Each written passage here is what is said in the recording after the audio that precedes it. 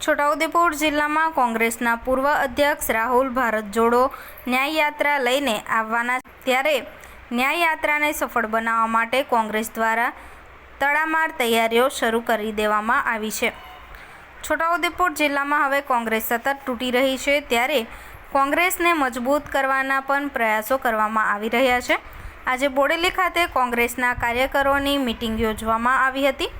ન્યાય યાત્રાને સફળ બનાવવા કોંગ્રેસ કાર્યકરો મહેનત કરી રહ્યા છે અને આવનાર લોકસભાની ચૂંટણી માટે તૈયારીઓ ચાલી રહી છે.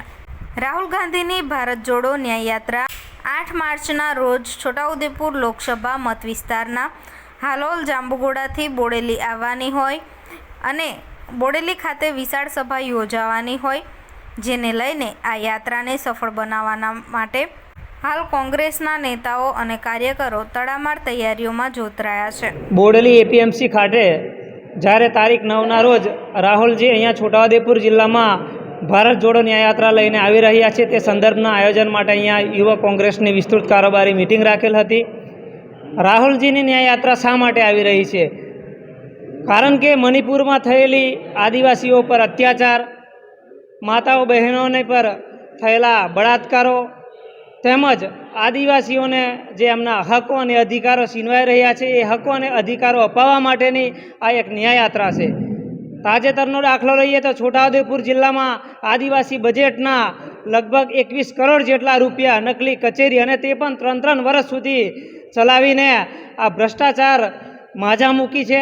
અને નકલી કચેરી હોય, નકલી ટોલ નાકા હોય, અને હમણાં 2-3 દિવસ પહેલાં એક પ્રેસ કટિંગ પણ આવ્યું કે નકલી શિક્ષકો પણ હવે પેદા થયા છે. તો આવી ભ્રષ્ટાચારી સરકારને દૂર કરવા માટે જ્યારે ન્યાય યાત્રા લઈને રાહુલજી અહીંયા છોટાઉદેપુર જિલ્લામાં આવી રહ્યા છે, તેના સંદર્ભમાં આ એક મિટિંગ રાખેલ હતી.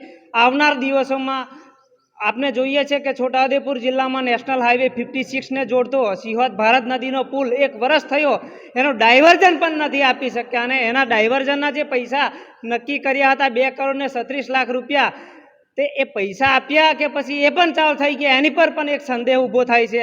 છોટાઉદેપુર જિલ્લામાં 283 જેટલી શાળાઓમાં માત્ર 1 શિક્ષકથી ચાલે છે. ઘણી બધી સ્કૂલોમાં તો શિક્ષક પણ નથી. એવી શાળાઓને કારણે અહીંયા ભાજપમાં અત્યારે જ જે લોકસભા સાંસદ છે, એમને પણ મારો એક સવાલ છે કે તમે કેવો વિકાસ કરી રહ્યા છે છોટાઉદેપુરમાં, કે જ્યાં સિવિલ હોસ્પિટલમાં એક પણ ડૉક્ટર નથી, સરકારી ઓરડાઓ જર્જરિત હાલતમાં છે, શાળાઓમાં એક પણ શિક્ષક નથી, અને એવા વિકાસની જો તમે વાત કરતા હોય તો એ વિકાસ તમને મુબારક છે. અને 2024માં યુવાનોએ હવે દશા અને દિશા સુધારવા માટે આ લોકસભા છોટાઉદેપુર લોકસભા બેઠક કોંગ્રેસને હવાલે આપવાની તૈયારી કરી લીધી છે, અને એ 2024નું પરિણામ બતાવી આપશે.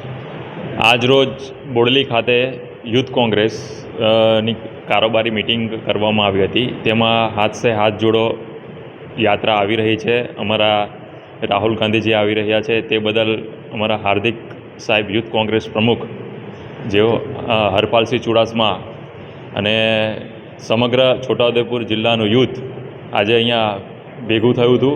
તે હાથ સે હાથ જોડોના અમારા રાહુલ ગાંધી યાત્રા લઈને આવી રહ્યા છે, તેનું માર્ગદર્શન આપ્યું.